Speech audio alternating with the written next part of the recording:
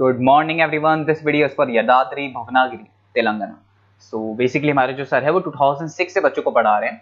More education के नाम से सर की क्लासेस लगती है. Where he provide live classes, recorded videos, notes and books in a very easy language that covers up your entire syllabus. In this video we'll talk about your course, specializations, about the best colleges for you, placements कौन सी companies में रहेंगी, salary expectations क्या रहेंगी, इन सभी चीजों को detail में discuss करेंगे. If you find this video informative, then do like the video, subscribe to our channel, hit the bell icon. Thank you very much. ये वीडियो मैं उन स्टूडेंट्स के लिए बना रहा हूँ those who are planning for MBA का plan कर रहे हैं, टॉप 20 स्कूल से प्लान कर रहे हैं. उसके लिए एक एग्जाम लगता है कॉमन एडमिशन टेस्ट. इसके ऊपर बहुत डिटेल में डिस्कस करेंगे. आईएम्स तक कैसे पहुंचना है उसको अपन डिस्कस करेंगे. इसके अंदर कैट एग्जाम की इंपॉर्टेंट डेट्स, कैट एग्जाम क्या होता है, एग्जामिनेशन पैटर्न क्या है, एलिजिबिलिटी क्या है, एग्जामिनेशन स्ट्रेटजीज क्या है, कैसे आपको एग्जाम देना चाहिए, आईएम्स तक पहुंचेंगे तो उसके कट ऑफ्स क्या होंगे और नॉन आईएम्स कॉलेज के कट ऑफ क्या होंगे, सब डिस्कस करेंगे. न्यूज़पेपर में आया था 42% कम 2027 तक मशीनें करेंगी. तो आर्टिफिशियल इंटेलिजेंस और मशीन लर्निंग की बहुत जबरदस्त डिमांड आने वाली है. तो आप लोग एमबीए में जो स्पेशलाइजेशन चूज करेंगे, वर्ल्ड इकोनॉमिक फोरम भी ये बात बोल रहा है कि इसमें फास्टेस्ट ग्रोइंग जॉब जिसमें आपको big data specialist, fintech engineer, AIML, software developer 2025 से लेकर 30 के बीच में इनकी डिमांड आएगी. तो आप एमबीए में जो स्पेशलाइजेशन चूज करें उसमें ये वाले स्पेशलाइजेशन रखना, फिनटेक वाला, बिग डेटा वाला, इसकी जबरदस्त डिमांड आने वाली है. बहुत सारी जॉब्स है जो जाने वाली है, जैसे 2025 से 30 के बीच में आपका पोस्ट ऑफिस क्लर्क है, बैंक टेलर है, data entry, cashier, ticket checker. अगर आप कैशियर की बात करें, जरूरत ही नहीं है बैंक में. आप विड्रॉल भी मशीन से कर रहे हो, डिपॉजिट भी मशीन में करवा रहे हो, पासबुक अपडेट मशीन से हो रही है, तो यहाँ पे मशीनें काम कर रही है. तो बहुत सारी जॉब्स आने वाली है और जाने वाली है. तो आप स्पेशलाइजेशन वो चूज करना जिसकी मार्केट में जबरदस्त डिमांड है.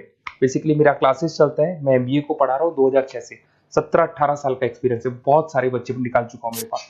अब देखो आपको क्लासेस दिखाई दे रही होंगी. उसके अलावा सबसे इंपॉर्टेंट चीज आईएम अहमदाबाद. मैं हर साल बच्चों को आईएम अहमदाबाद लेके जाता हूँ. 50-60 स्टूडेंट्स जाते हैं, साथ में मेरे लेक्चर्स भी होते हैं वहाँ पे. तो आप लोग, IIM Ahmedabad is a dream college of MBA. अगर मैं एमबीए की बात करूँ तो एमबीए का जो ड्रीम कॉलेज है वो आईएम अहमदाबाद है. तो आप ये मान के चलो इस कॉलेज के लिए बच्चा पढ़ता है और कैट का एग्जाम देता है. अगर यहाँ से बच्चा निकलता है तो बहुत बड़ा पैकेज लेके निकलेगा. देखो हर साल मैं बच्चों को लेके जाता हूँ, दिख रहा होगा आपको. उसके अलावा मैं मुंबई में पढ़ा रहा हूँ, जयपुर में मैं पढ़ा रहा हूँ. अच्छा, अलग अलग कॉलेजेस में एज अ गेस्ट में वर्क कर रहा हूँ.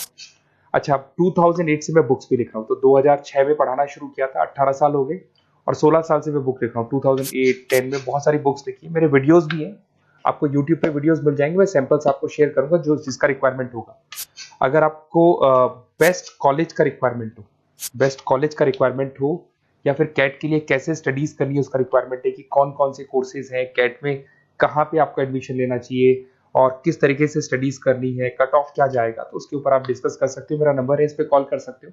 बाकी मैं अगर क्लास में रहता हूँ तो आप मेरे को व्हाट्सअप कर सकते हो अपना name, number, city, state, course और कहाँ से आपको अपना एमबीए करना है और किस तरीके से कैट का प्रिपरेशन करना है. अब अपन आते हैं एक एक करके कैट के स्पेशलाइजेशन पे. What about CAT? देखो कैट का जो एग्जाम है वो आईएम्स लेता है, इंडियन इंस्टीट्यूट ऑफ मैनेजमेंट. इसमें एमबीए पीजीडीएम करवाता है. मोड आपका जो है ऑनलाइन बेस होता है, कंप्यूटर बेस्ड मोड होगा आपका. ड्यूरेशन 2 घंटे का आपका पेपर होगा. इसमें आपको verbal ability, reading comprehensive, data interpretation, logical reasoning and quant मिलेगा. तो 3 सेक्शन में डिवाइडेड है पेपर. आपको हर सेक्शन में 40 मिनट्स मिलती है. 2 घंटे का आपका पेपर है, तो उसको कंप्लीट करना है. तो इसमें पढ़ना कैसे, उसकी स्ट्रेटजीज क्या है, इसको अपन आगे डिस्कस करेंगे. देखो आपको इंपॉर्टेंट डेट्स दिखाई देंगी. नोटिफिकेशन इसका जुलाई 25 तक आ जाता है. उसका रजिस्ट्रेशन अगस्त में स्टार्ट होते हैं. सितंबर में आपका लास्ट डेट है. एडमिट कार्ड अक्टूबर में आता है. नवंबर में लास्ट संडे, जो लास्ट संडे होता है नवंबर का, उस दिन एग्जाम लगता है इसका और जनवरी तक रिजल्ट आ जाता है. अब देखो इसमें बहुत सारी चीजें जो अपन डिस्कस करेंगे. टोटल इसमें 66 मार्क्स का पेपर होता है, वेरी भी करता है थोड़ा बहुत. 40 मिनट्स पर सेक्शन को मिलता है. इसके अंदर आपका इंग्लिश है, रीजनिंग है, क्वांट है, इनके लिए अलग अलग टाइम मिलता है.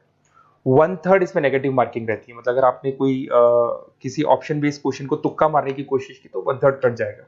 एमसीक्यूज में नेगेटिव होता है और बाकी जो सेक्शनल कट ऑफ जरूरी है इसके अंदर. मतलब ऐसा नहीं है कि आपका इंग्लिश में स्कोर आ गया, मैथ्स में नहीं आया, डीआई में नहीं आया तो सिलेक्शन नहीं होगा. इंडिविजुअल आपका इंग्लिश में भी आना चाहिए, मैथ्स में भी आना चाहिए, डेटा इंटरप्रिटेशन में, तीनों में आना चाहिए आपका. और एमसीक्यूज में जो नेगेटिव मार्किंग है एमसीक्यूज के लिए होगा, नॉन एमसीक्यूज के लिए नेगेटिव मार्किंग नहीं होता है.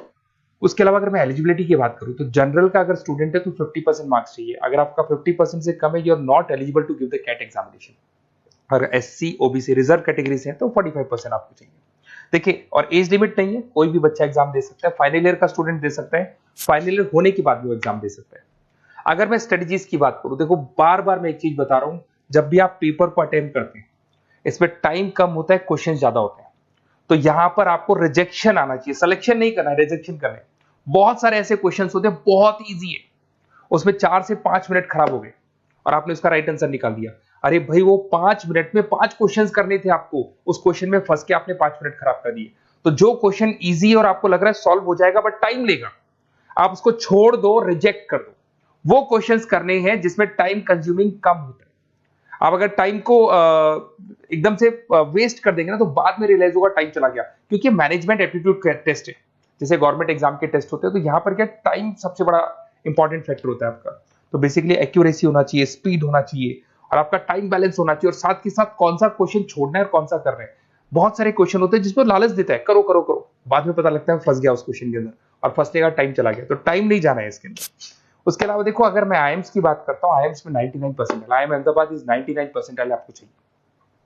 उसके बाद में अगर मैं बात कर दूं बेंगलोर 99, कोलकाता 99, लखनऊ में 97 टू 98 चाहिए, इंदौर कोझीकोड में 95 टू 97। तो परसेंटाइल तो मान के चलो, अगर आपको टॉप कॉलेज चाहिए ना तो 99 प्लस परसेंटाइल चाहिए आपको, ठीक है। उसके अलावा अगर अपन देखते हैं एफएमएस दिल्ली, नॉन एक्सेप्टेबल जो कैट का एग्जाम तो लेते हैं बट नॉन आईएम्स है, वो भी 99 मांगता है। एसपी जैन भी 85 टू 95 मांगेगा। एमडीआई गुड़गांव 95 परसेंटाइल मांगता है। आईएनटी गाजियाबाद 85 टू 90 मांग रहे हैं। तो कॉलेजेस तो बहुत हैं, और ये मान के चलो आप 80 से लेके 99 के बीच में अगर आ जाते हो तो आपको टॉप 20 स्कूल्स मिल जाएंगे। अगर आईएम्स भी नहीं मिलता है तो उसके नीचे के स्कूल्स मिल जाएंगे। बाकी अगर इसको डिटेल में आपको डिस्कस करना है तो मेरा नंबर है, आप कॉल कर सकते हैं। अच्छा, उसके अलावा मेरा नंबर आपको दे दिया मैंने, अगर मैं कल क्लास में हूं या कॉलेज में हूं फोन नहीं उठाता तो व्हाट्सएप कर देना, अपन डिटेल में डिस्कस करेंगे सारी चीजें, और कहां से आपको कैट करना चाहिए, कौन सा इंस्टीट्यूट बेस्ट रहेगा वो भी मैं आपसे डिस्कस करूंगा, कौन से कॉलेज में आपका एडमिशन लेना चाहिए वो भी डिस्कस करेंगे, किस तरीके से आपको पढ़ाई करनी है, नोट्स कैसे मिलेंगे, वीडियोस कैसे मिलेंगे, सब डिस्कस करेंगे। Okay, best of luck for your CAT examinations, और कोई कॉलेज से रिलेटेड क्वेरी है तो वही आप मेरे को कॉल कर सकते हैं। Okay, best of luck.